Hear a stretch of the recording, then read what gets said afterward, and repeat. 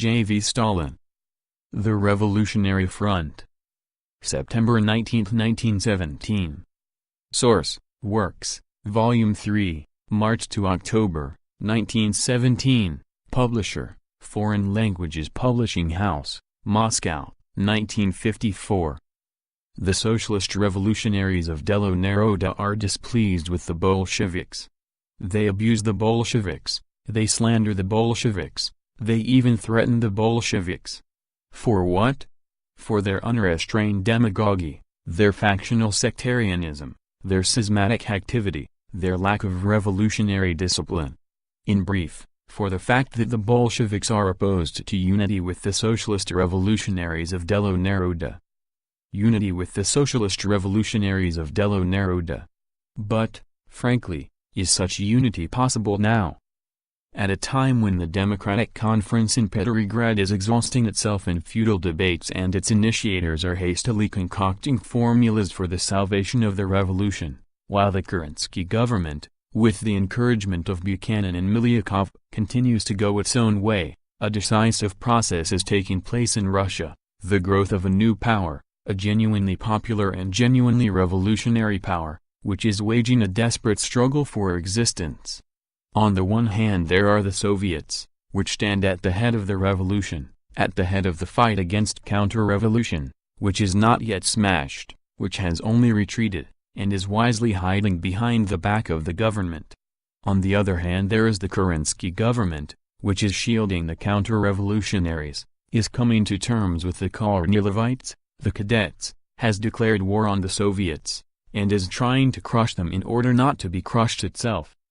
Who will triumph in this struggle? That is the whole point just now. Either the Soviets have the power, and that will mean the victory of the revolution and a just peace. Or the Kerensky government has the power, which will mean the victory of the counter-revolution and war to a finish, the finish of Russia. The conference, without deciding the issue, is only reflecting this struggle, and, of course, very belatedly.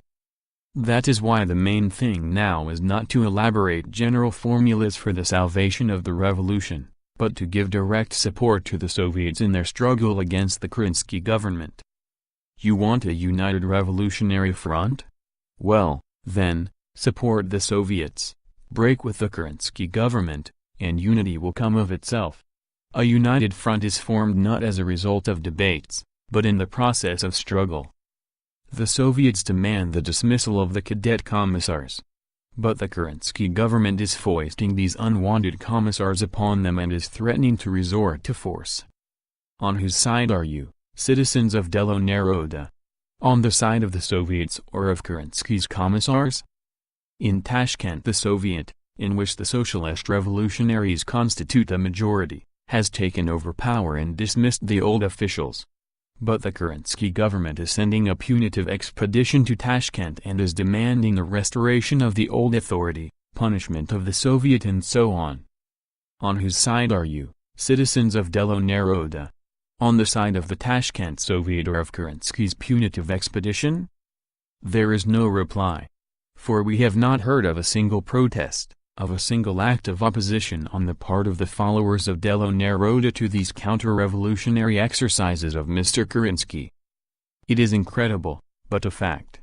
Petrograd Socialist Revolutionary Kerensky, seated in his directory, arms himself with machine guns and marches against the Socialist Revolutionaries in the Tashkent Soviet, yet Delo Naroda, central organ of the Socialist Revolutionary Party, maintains a profound silence, as though it were none of its business.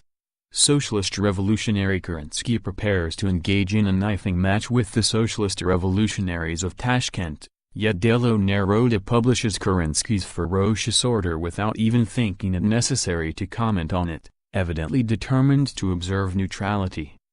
But what sort of party is this, whose members can go to the extent of slaughtering one another with the open connivance of its central organ? There must be a united revolutionary front, we are told. But unity with whom? With the Socialist Revolutionary Party, which has no opinion of its own, for it remains silent. With the Kerensky group, which is preparing to smash the Soviets.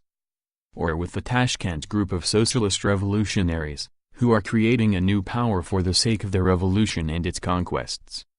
We are prepared to support the Tashkent Soviet. We shall fight in the same ranks as the revolutionary socialist revolutionaries. With them we shall have a united front.